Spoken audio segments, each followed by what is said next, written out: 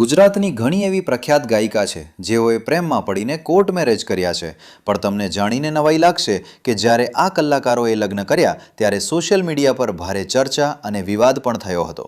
તો મિત્રો, આજે આપણે વાત કરવા જઈ રહ્યા છીએ ગુજરાતની એવી 5 લોકપ્રિય સિંગર કલાકારો વિશે જેમણે પોતાના ગમતા જીવનસાથી સાથે કોર્ટ મેરેજ કરીને બધાને ચોંકાવી દીધા હતા। તો ચાલો જાણીએ આ કલાકારોનું લિસ્ટ।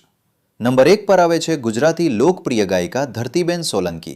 ધરતીબેન સોલંકી ગુજરાતમાં સ્ટેજ પ્રોગ્રામ માટે ખૂબ જાણીતા છે। તેમણે પોતાના જીવનસાથી તરીકે મોન્ટુભાઈ વાઘેલાને પસંદ કર્યા હતા।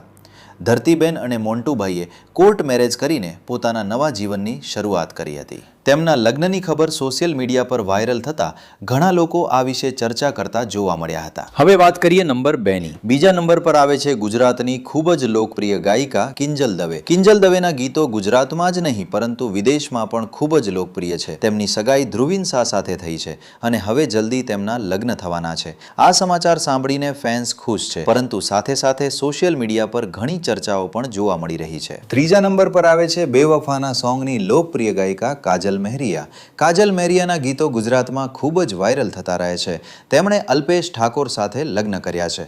કાજલ મહેરિયાના લગ્નની વાત સામે આવ્યા પછી તેમના ફેન્સ વચ્ચે પણ ઘણી ચર્ચા થઈ હતી। ચોથા નંબર પર આવે છે ગુજરાતી ગાયિકા આરતી સાંગાણી। આરતી સાંગાણી પણ ગુજરાતના સંગીત જગતમાં પોતાની આગવી ઓળખ બનાવનાર કલાકાર છે।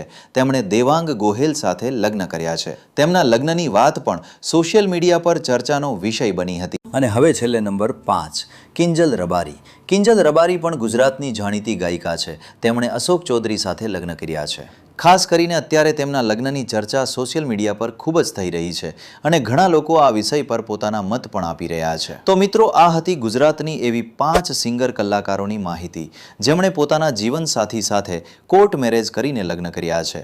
હવે તમે અમને કોમેન્ટ કરીને જરૂર જણાવજો કે આમાંથી તમને કઈ ગાયિકા સૌથી વધુ પસંદ છે અને આવી જ રસપ્રદ માહિતી માટે અમારા ચેનલને સબસ્ક્રાઇબ કરો, વિડીયોને લાઇક કરો અને તમારા મિત્રો સાથે શેર કરવાનું ભૂલશો નહીં।